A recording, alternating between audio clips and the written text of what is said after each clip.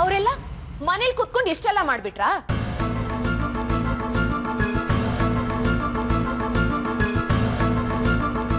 ಮನೆಯಿಂದ ಆಚೆ ಕಾಲಿಟ್ರೇನೆ ನಡ್ತಗೆಟ್ಟವ್ರು ಅನ್ನೋ ಹಾಗಿದ್ರೆ ಇವರೆಲ್ಲ ನಡ್ತಗೆಟ್ಟವ್ರಾ?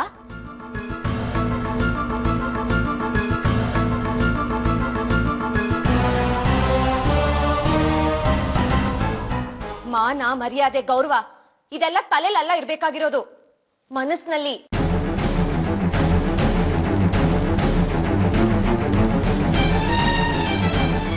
ನೀವು ಈ ಬಾವಿಯಿಂದ ಆಚೆ ಬಂದು ನೋಡಿ, ವಾಸ್ತವ ಏನು, ಪ್ರಪಂಚ ಎಷ್ಟು ಮುಂದುವರೆದಿದೆ, ನೀವೆಷ್ಟು ಹಿಂದುಳಿದಿದ್ದೀರಾ ಅನ್ನೋದು ನಿಮಗೆ ಗೊತ್ತಾಗುತ್ತೆ.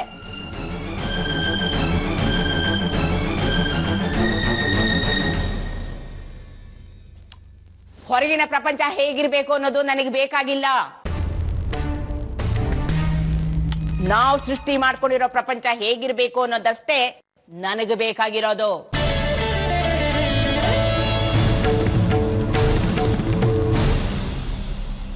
ಅಮ್ಮ, ನೀನ್ ಯಾಕಮ್ಮ ವ್ಯರ್ಥ ಬಾಯಿನಸ್ಕೋತಾ ಇದ್ಯಾ? ಕತ್ತೆಗೇನಾದ್ರೂ ಗೊತ್ತಾಗತ್ತಾ? ಕಸ್ತೂರಿ ಗಂಧ.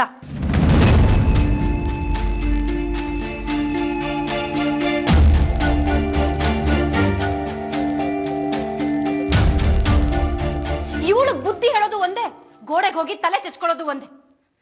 ಸ್ವಲ್ಪನಾದ್ರೂ ನಾಚಿಕೆ, ಮಾನ, ಮರ್ಯಾದೆ ಅನ್ನೋದು ಇದೆಯಾ ಇವಳಿಗೆ?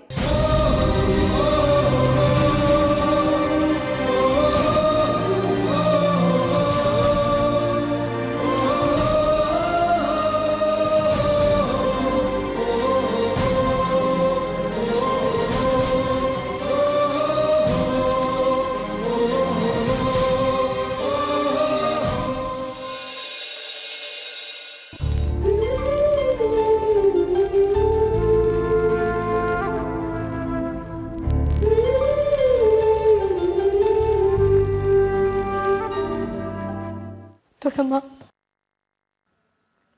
ನಾನು ನಿಮಗೆ ಸುಳ್ಳು ಹೇಳೆ ಮನೆಯಿಂದ ಹೋಗಿದ್ದು.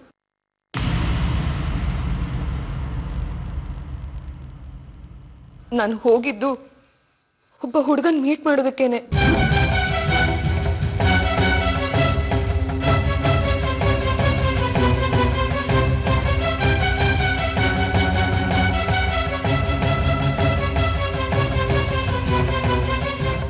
ಆದ್ರೆ ಒಂದ್ ಮಾತು ಹೇಳ್ತೀನಿ ದೊಡ್ಡಮ್ಮ, ಮರ್ಯಾದೆ ಹೋಗುವಂತ ಯಾವ ಕೆಲಸನೂ ನಾನು ಮಾಡಿಲ್ಲ. ನಿಮ್ ನಂಬಿಕೆಗೆ ನಾನು ದ್ರೋಹ ಮಾಡಿಲ್ಲ.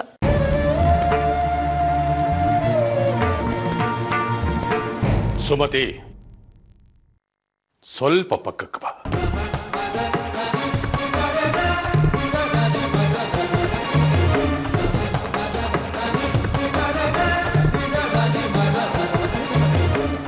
ಮರ್ಯಾದೆ, ಸಂಸ್ಕಾರ, ಅದರ ಬಗ್ಗೆ ನಿನಗಿರೋ ಭಾವನೆ, ನಂಬಿಕೆ ಪಕ್ಕಕ್ಕಿರಲಿ. ಮನೆಗೆ ಸುಳ್ಳು ಹೇಳಿ ಹೋಗಿ ಆ ಹುಡುಗನ ಮೀಟ್ ಮಾಡೋ ಅವಶ್ಯಕತೆ ಏನಿತ್ತು? ಅದೆಲ್ಲ ನಿಮಗೆ ಅರ್ಥ ಆಗಲ್ಲ ಬಿಡಿ.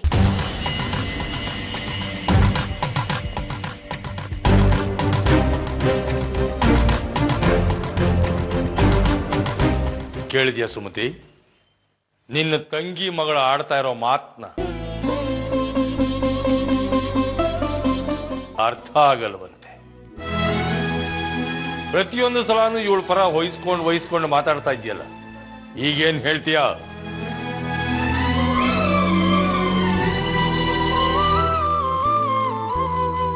ನಾವು ಪಾಮರರು, ನಮಗೆ ಯಾವುದು ಅರ್ಥ ಆಗಲ್ಲ. ಈ ಮಹಾಪಂಡಿತಿಯ ದೊಡ್ಡಮ್ಮ ಅಲ್ವ ನೀನು?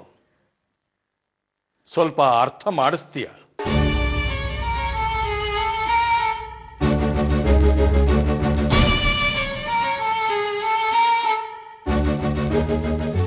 ಯಾಕೆ ಸುಮ್ಮನೆ ನಿಂತು ಬಿಟ್ಟೆ? ಅವಳು ಪರ ಮಾತಾಡೋದಕ್ಕೆ ಬಾಯಿ ಇಲ್ವಾ ನಿನಗೆ?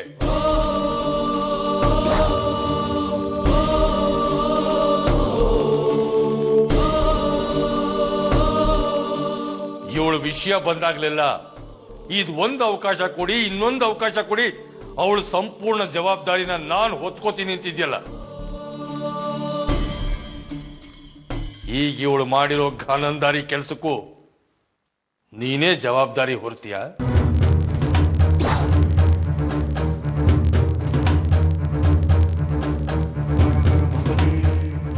ಇವತ್ತು ಇವಳು ಚೆಲ್ಲಾಟನ ಜಯಂತ ನೋಡ್ದ, ವಿಷಯ 4 ಗೋಡೆ ಮಧ್ಯೆ ಉಳಿತು.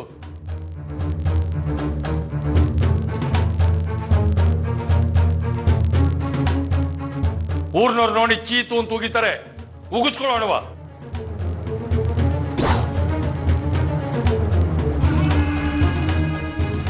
ಯಾಕೆ ಮಾತಾಡದೆ ಸುಮ್ಮನೆ ನಿಂತಿದ್ಯಾ? ನನ್ನ ಮಗ ಕೇಳ್ತಾ ಇರೋ ಪ್ರಶ್ನೆಗೆ ಉತ್ತರ ಕೊಡು.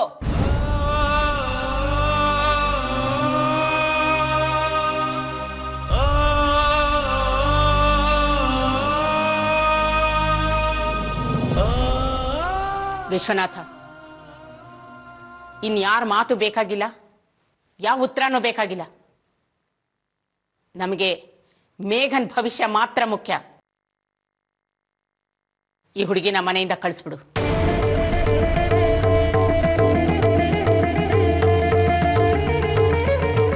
ಹೌದು ಅಣ್ಣ, ಅಮ್ಮ ಹೇಳ್ತಾ ಇರೋದು ಸರಿಯಾಗಿದೆ. ಇವಳನ್ನ ನಮ್ಮ ಮನೆಯಿಂದ ಆಚೆ ಕಳಿಸ್ಬಿಡು. ನಿಲ್ಸಿ ನಿಲ್ಸಿ ನಿಲ್ಸಿ ನಿಲ್ಸಿ.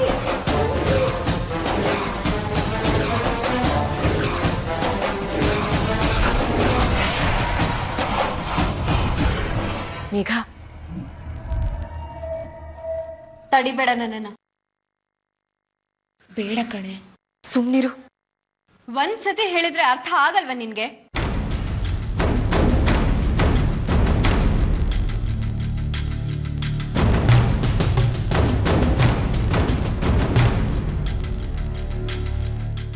ಅಪ್ಪ, ತಪ್ಪು ಮಾಡಿದ್ದು ಮಯೂರಿ ಅಲ್ಲ, ನಾನು.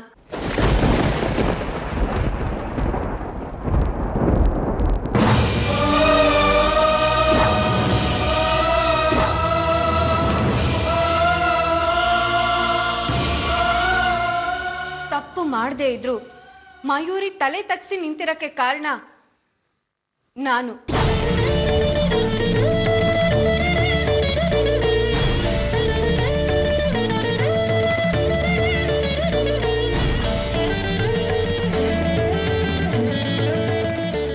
ನೀವೇನಾದ್ರೂ ಕೇಳೋ ಹಾಗಿದ್ರೆ ನನ್ನೇ ಕೇಳಿ, ನಾನೇ ಉತ್ತರ ಕೊಡ್ತೀನಿ. ಮೇಘ, ಏನ್ ಹೇಳ್ತಿದ್ಯೆ? ನೀನ್ ತಪ್ಪು ಮಾಡಿದ್ಯಾ? ಬೇಡ ಮೇಘ, ಏನು ಹೇಳ್ಬೇಡ. ಇವ್ರು ಯಾರು ನಿನ್ನ ಅರ್ಥ ಮಾಡ್ಕೊಳ್ಳಲ್ಲ.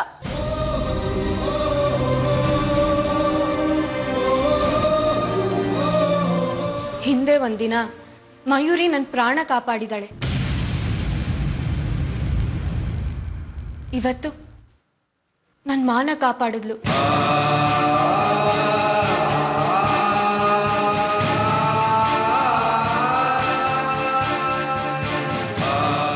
ಪೀಟ್ಗೆ ಸಾಕು, ವಿಷಯಕ್ಕೆ ಬಾ.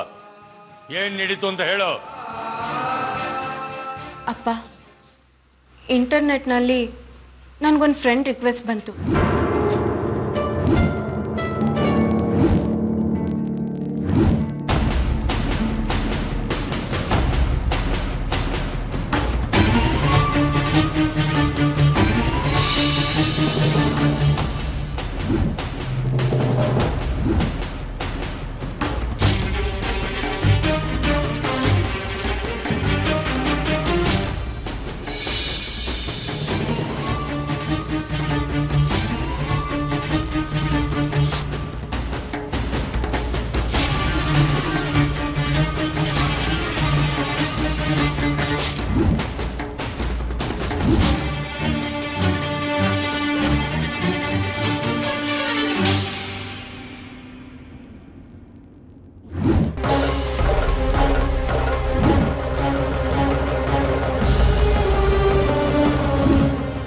ಬಂಟಿ ಅವರೇ, ಹೇಳು ಮೇಘ.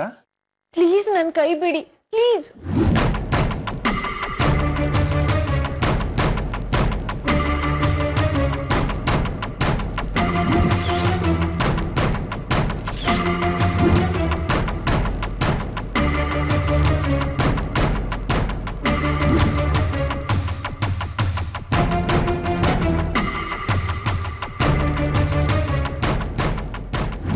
ಯಾಕೆ ಮೇಘ ಹೆದರ್ಕೋತಿದೀಯಾ? ಏಯ್ ನಿಂತ್ಕೋ, ಇಲ್ಲ ಅಂದ್ರೆ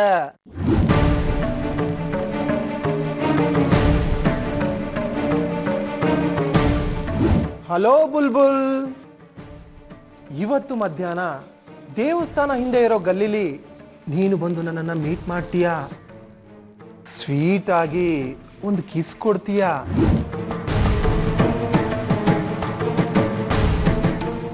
ಈಗ್ಲಾದ್ರೂ ಏನ್ ನಡೀತು ಅಂತ ಸ್ಪಷ್ಟವಾಗಿ ಹೇಳ್ತೀಯಾ? ಹೆದರ್ಕೋಬೇಡ. ಇಂಥ ಟೈಮ್ನಲ್ಲೇ ಹೆಣ್ಮಕ್ಳು ಸ್ಟ್ರಾಂಗ್ ಆಗಿರ್ಬೇಕು.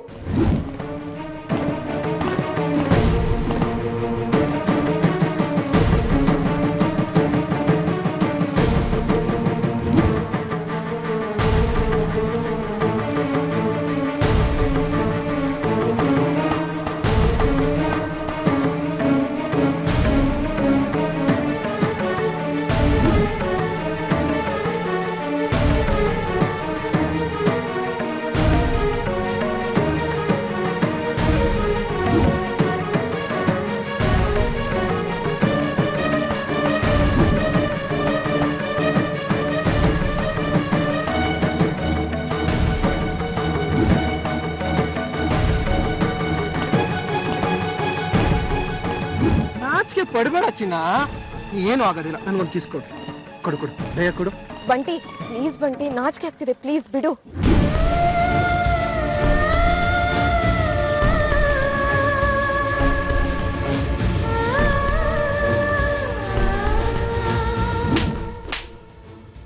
ಮೇಘ, ಏನು ಮೇಘ ಅಂತ ಮಜಾ?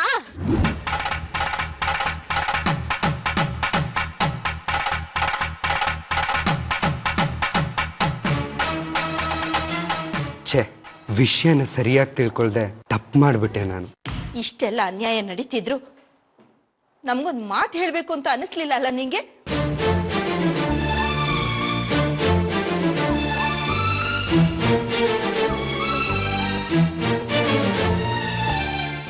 ಏನ್ ಅನ್ಕೊಂಬಿಟ್ಟಿದ್ಯಾ ನಿನ್ನ ನೀನು? ಏನೇ ಕಷ್ಟ ಬಂದ್ರು ಅದನ್ನ ನೋಡ್ಕೊಳ್ಳೋಷ್ಟು ದೊಡ್ಡದಾಗಿ ಬೆಳೆದ್ಬಿಟ್ಟಿದ್ಯಾ? ನಾವ್ ಯಾರು ನಿನಗೆ ಲೆಕ್ಕಕ್ಕೆ ಇಲ್ವಾ?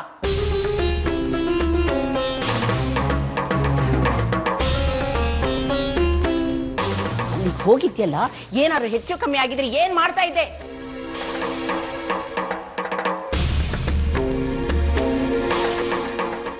ಸಂಸ್ಕಾರವಂತರ ಮನೆಯಲ್ಲಿ ಹುಟ್ಟಿ ಮಣ್ಣು ತಿನ್ನೋ ಕೆಲಸ ಮಾಡಿದ್ಯಲ್ಲ, ನಿನ್ನ ಜನ್ಮಕ್ಕಿಷ್ಟು ಬೆಂಕಿ ಹಾಕ.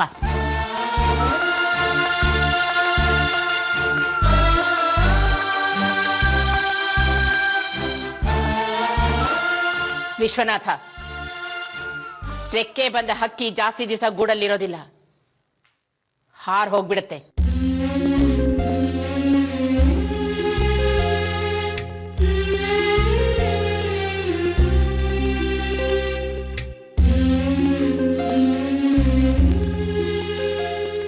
ಹಾರಕ್ ಮುಂಚೆನೆ ರೆಕ್ಕೆ ಪುಕ್ಕ ಕತ್ತರಿಸ್ಬಿಡ್ಬೇಕು.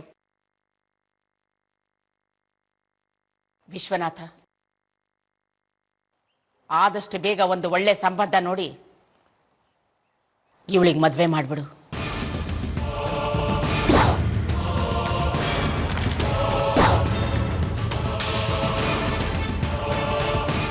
ಏನ್ ಅನ್ಯಾಯ ಇದು? ತಪ್ಪು ಮಾಡಿದ್ದು ಬಂಟಿ, ಅದೇ ಶಿಕ್ಷೆ ಇವಳಿಗ?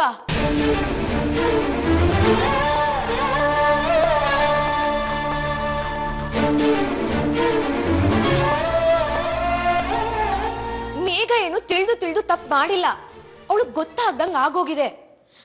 ಹಾಗ್ ನೋಡಕ್ ಹೋದ್ರೆ ಈ ಮನೇಲಿ ಯಾರು ತಪ್ಪೇ ಮಾಡಿಲ್ವಾ?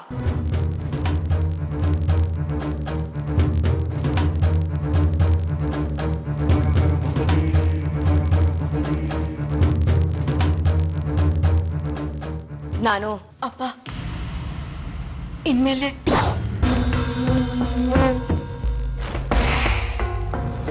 ಸಾಕು ಸಾಕು. ನನಗೆ ಬರ್ತಾ ಇರೋ ಸಿಟ್ಟಲ್ಲಿ ನಿನ್ನ ಸಾಯೋ ಹಾಗೆ ಹೊಡಿಬೇಕು ಅಂತ ಅನಿಸ್ತಾ ಇದೆ. ಆದ್ರೆ ಏನು ಮಾಡೋದು? ತಂದೆ ಅನ್ನೋ ಹಣೆ ಪಟ್ಟಿ ನನ್ನ ಹಣೆಗೆ ಅಂಟ್ಕೊಂಡ್ಬಿಟ್ಟಿದೆ. ನಿನ್ನ ಮೇಲಿಟ್ಟಿದ್ದ ಪ್ರೀತಿ, ಅಭಿಮಾನ, ನಂಬಿಕೆಗೆಲ್ಲ ಎಲ್ಲೂ ನೀರು ಬಿಟ್ಟುಬಿಟ್ಟಿಯಲ್ಲ. ನೀನು ಹೀಗೆ ಮಾಡ್ತೀಯ ಅಂತ ನಾನು ಅನ್ಕೊಂಡಿರ್ಲಿಲ್ಲ.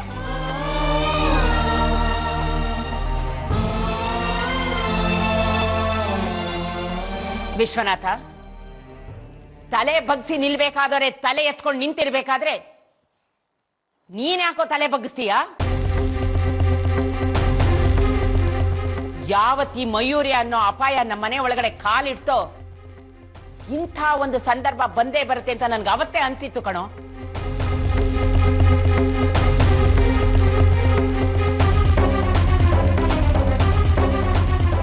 ಇಷ್ಟು ವರ್ಷ ತಪ್ಪೇ ಮಾಡಿಲ್ಲದ ಮೇಘ ಇವತ್ತು ಈ ಮಟ್ಟಕ್ಕೆ ಇಳಿದಿದ್ದಾಳೆ ಅಂದ್ರೆ ಇಷ್ಟು ಧೈರ್ಯ ಅವಳಿಗೆ ಎಲ್ಲಿಂದ ಬಂತು, ಯಾರಿಂದ ಬಂತು ಅಂತ ಒಂದ್ಸಲ ಯೋಚನೆ ಮಾಡು ವಿಶ್ವನಾಥ.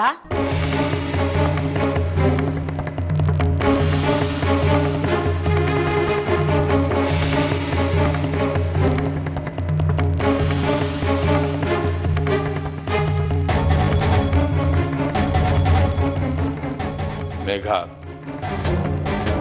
ಒಳಗಡೆ ಹೋಗು.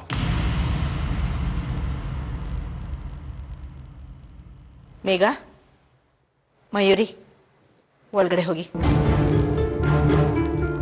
ಹೋಗಿ.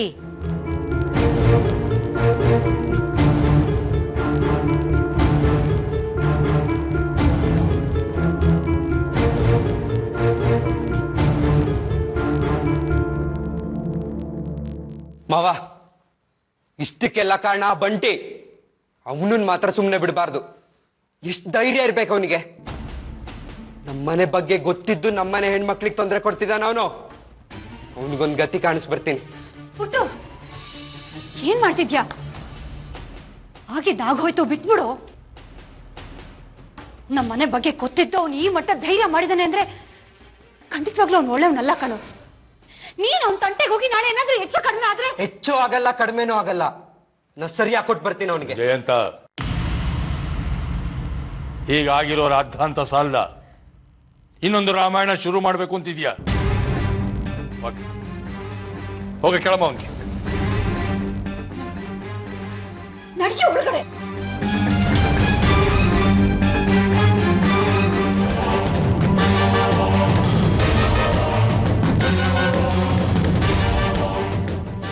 ಸೋಮು, ರೀ, ನೀವೆಲ್ಲಿ ಹೊರಟ್ರಿ? ನಿನ್ನ ಮಗಳು ಅವಳ ಪಾಲಿಗೆ ಬೇಕಾದ್ದನ್ನ ಅವಳು ಮಾಡಿದ್ಲು. ನಾನು ನನ್ನ ಪಾಲಿಗೆ ಬೇಕಾದ್ದನ್ನ ಮಾಡ್ತಾ ಇದ್ದೀನಿ.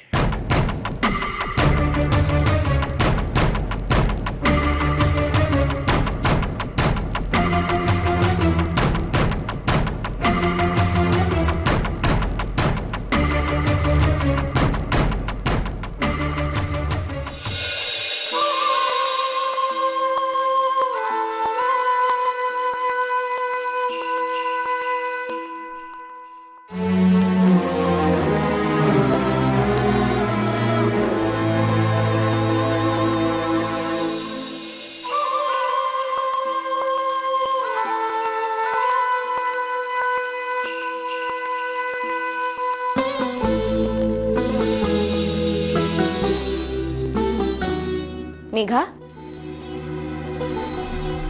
ಏನ್ ಯೋಚನೆ ಮಾಡ್ತಿದ್ಯಾ? ನೋಡು, ಆಗಿದ್ದೆಲ್ಲ ಒಳ್ಳೇದಕ್ಕೆ. ಆಗಿರೋದನ್ನ ಯೋಚನೆ ಮಾಡಿ ಯಾವ ಲಾಭನೂ ಇಲ್ಲ. ಮರ್ತ್ಬಿಡು.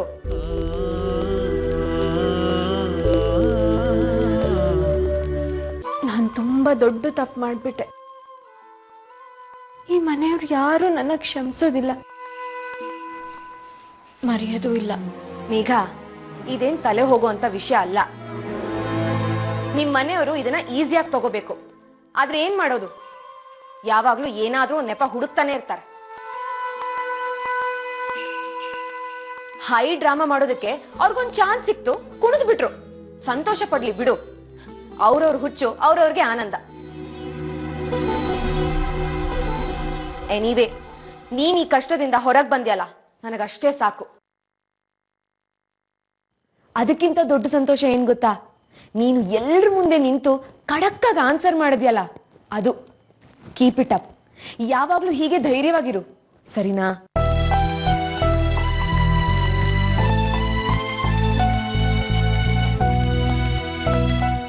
ಅದೆಲ್ಲಿಂದ ನನ್ಗಷ್ಟು ಧೈರ್ಯ ಬಂತೋ ನನಗೂ ಗೊತ್ತಿಲ್ಲ ಕಣೆ. ಆ ಕ್ಷಣಕ್ಕೆ ನನ್ನ ಮನ್ಸಿಗೆ ಏನು ಅನಿಸ್ತೋ ಹಾಗೆ ಮಾಡಿಬಿಟ್ಟೆ. ಮೇಘ, ನನ್ನಮ್ಮನೂ ನಿನ್ನ ಹಾಗೆ ಕಣೆ. ತುಂಬ ಸಾಫ್ಟ್ ನೇಚರ್ ಅವ್ರದ್ದು. ಆದರೆ ಮನಸ್ಸಲ್ಲಿ ಏನಿದ್ರು ನೇರವಾಗಿ ಹೇಳ್ಬಿಡೋರು.